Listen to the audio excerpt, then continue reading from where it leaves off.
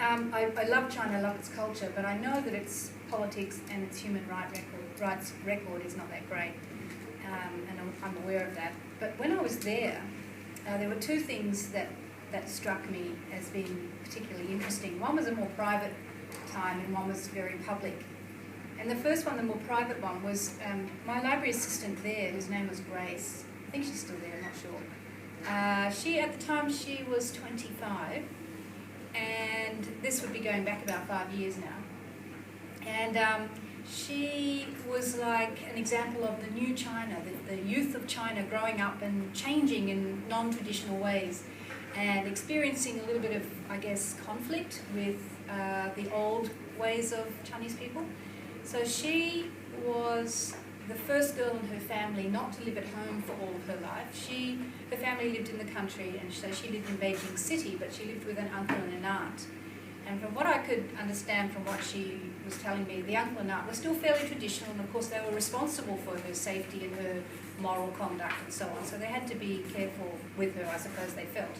But Grace was a really nice, sensible girl, so they really didn't have much to worry about, in my opinion.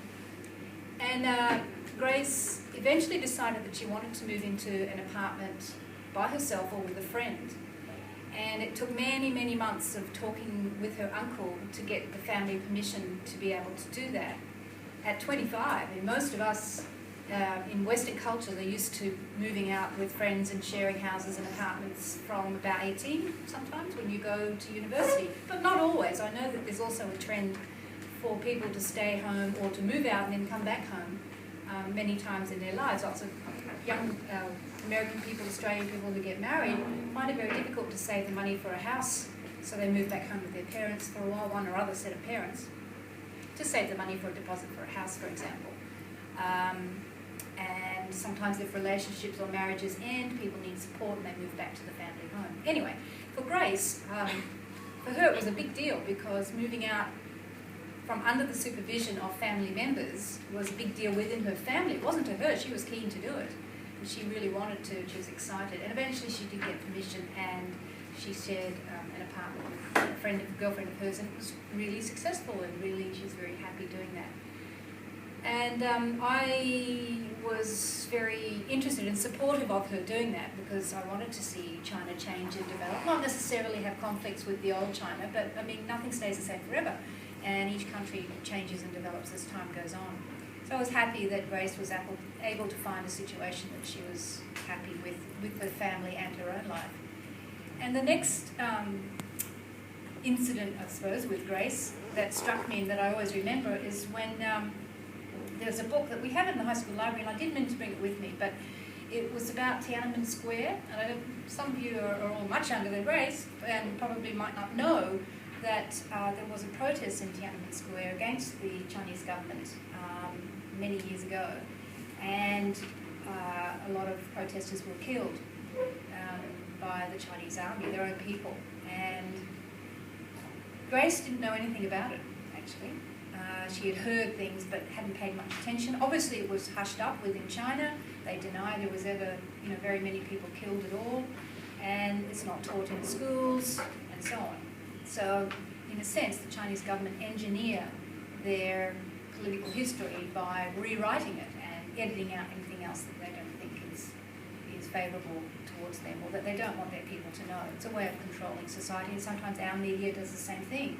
Or it tells lies, actively tells lies, or embellishes on stories, adds things to stories to make the whole public feel a certain way about an issue, which may or may not be the case. It happens in the media all over the world. So we're affected in Australia and America and other countries as well. It's the same thing. Very hard to find truthful journalism. But Grace knew nothing about this incident, and when she discovered that this had in fact occurred, not at the time, but some years later, she was older. It happened to her when she was about 18 or something.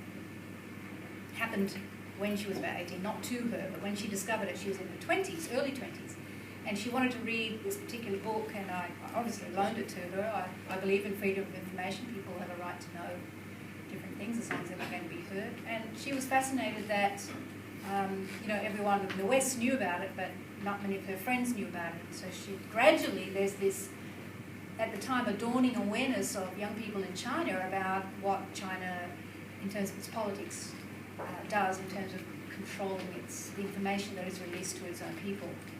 And I didn't sense any anger in her at the time.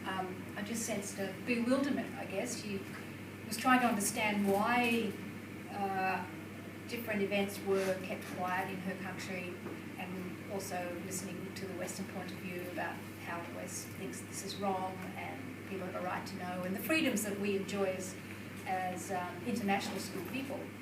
And then, not long after that, there was a more public incident. This is the one I wanted to tell you about, and I still feel now it was a teacher's fault, actually.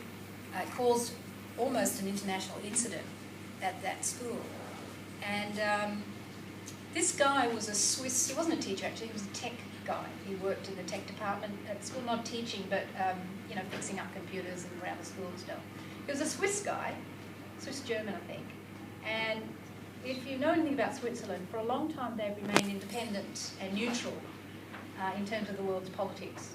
And that has caused, been good and bad. Good in the sense that they've been aloof from all the conflicts and taking sides around the world, and bad in another sense that if you look into the history of the Nazis, for example, a lot of Hitler's henchmen hid millions of dollars of gold and actual money in Switzerland because it was neutral and they knew their fortunes would be safe there.